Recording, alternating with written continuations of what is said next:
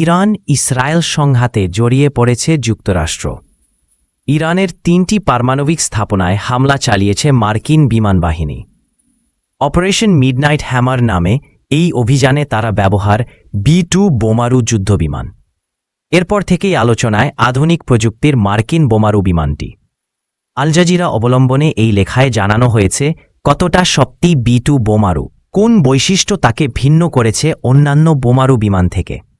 B-2 বোমারু যুক্তরাষ্ট্রের তৈরি আধুনিক প্রযুক্তির যুদ্ধযান B-2 বোমারু। এটি বিশ্বের সবচেয়ে উন্নত আকাশ প্রতিরক্ষা ব্যবস্থাকে ফাঁকি দিতে সক্ষম। পাশাপাশি দীর্ঘ পথ পাড়ি দিয়ে ভূগর্ভস্থ শক্তিশালী বাংকার ধ্বংসের সক্ষমতা রাখে। বিস্তারিত ভিডিও কিভাবে মিডিয়ার মাধ্যমে প্রকাশ করা হলো।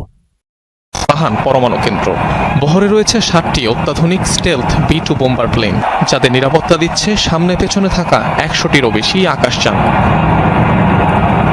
মাঝ আকাশে রিফুয়েলের সুযোগ নিয়ে তেহরানের কাছাকাছি যাওয়ার পর ভাগ হয়ে যায় যুদ্ধযানগুলো। রাডার ফাঁকি দিয়ে পৌঁছে যায় নিজ নিজ গন্তব্যে।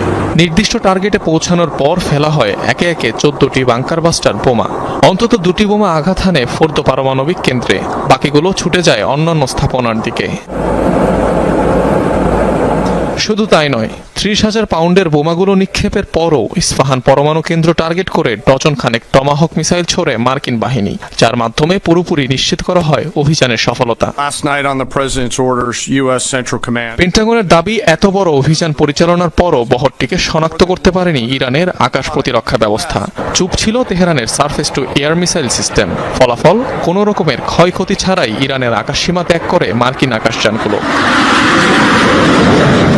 বিনা বাধায় ইরানের পরমাণু স্থাপনা টার্গেট করে অপারেশন মিডনাইট হ্যামার পরিচালনা করে যুক্তরাষ্ট্র। মধ্যরাতে শুরু হওয়া অভিযানটি চলে সকাল পর্যন্ত। 1 বছর আগে থেকে যার মহড়া মিত্র ইসরায়েলের সাথে একত্রে সম্পন্ন করে মার্কিন সামরিক বাহিনী।